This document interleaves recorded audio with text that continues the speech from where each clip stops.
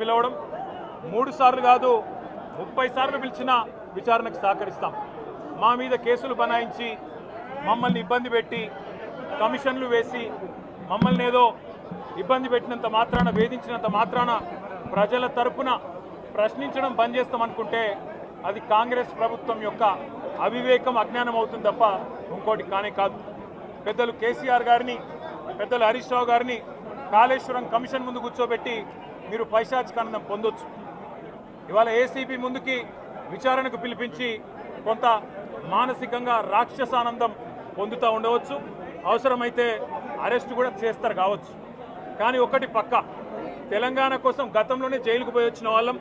Hyderabad brand ఇమేజ్ను పెంచే ప్రయత్నంలో భాగంగా హైదరాబాద్ బ్రాండ్ని కాపాడే క్రమంలో తీసుకున్న ఒక నిర్ణయం వల్ల మళ్ళీ జైలుకు పోవాల్సి వచ్చినా భయపడేది లేదు. ఒకసారి కాదు 100 సార్లు అయినా జైలుకు పోతాం, కానీ వదిలిపెట్టాం కాంగ్రెస్ ప్రభుత్వాన్ని, కాంగ్రెస్ పార్టీని. మీరిచ్చిన 420 హామీలు, మీరిచ్చిన దొంగ 6 గ్యారంటీలు, మీరిచ్చిన డిక్లరేషన్లు ఇవాళ మీరు లోకల్ బాడీ ఎన్నికలకు సిద్ధమవుతా ఉన్నారని చెప్పి వార్తలు వస్తూ ఉన్నాయి. రేవంత్ రెడ్డి గారు నిన్ను మొత్తం రాష్ట్రంలోని బీసీ వర్గాల ప్రజలందరూ గమనిస్తున్నారు. 42% రిజర్వేషన్ ఇచ్చి 42% రిజర్వేషన్ ఇస్తాం అని కామారెడ్డి డిక్లరేషన్లో చెప్పి మోసం చేసి ఈరోజు స్థానిక సంస్థల ఎన్నికలకు మరి రిజర్వేషన్ ఇవ్వకుండానే పోతున్న వైనాన్ని కూడా బీసీలు గమనిస్తూ ఉన్నారు. రైతు బంధు పేరిట ఎలక్షన్ బంధుగా మార్చి ఎలక్షన్లు వచ్చినప్పుడు మాత్రమే రైతు బంధు వేస్తున్న విషయాన్ని రైతులు గమనిస్తున్నారు. నెలకు 2500 ఎగ్గొట్టిన విషయాన్ని ఈ రాష్ట్రంలోని మహిళలు గమనిస్తూ ఉన్నారు. 2 లక్షల ఉద్యోగాలని చెప్పి నువ్వు చేసిన మోసాన్ని ఈరోజు రాష్ట్రంలోని యువత గమనించింది. కాబట్టే నీ దగ్గర చెప్పుకోవడానికి సమాధానం లేదు, చెప్పుకునేందుకు ఏమీ లేదు.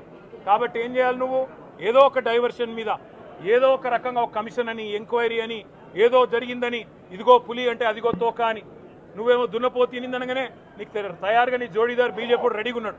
నువ్వు దున్నపోతు తినిందనగానే వాడు దుడ్డని కట్టేయని వాడికి వస్తాడు.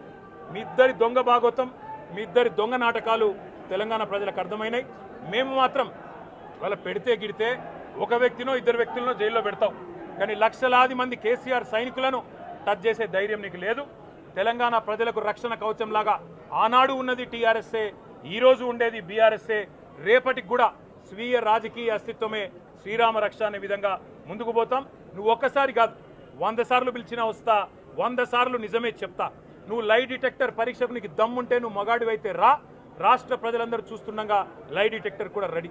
నువ్వు ఒక కేసు కాదు ఇంకో 1000 కేసులు పెట్టినా మేము ప్రశ్నించడం బంద్ చేయం, కొట్లాడడం బంద్ చేయం, తెలంగాణ ప్రజల తరపున నిలదీయడం బంద్ చేయం.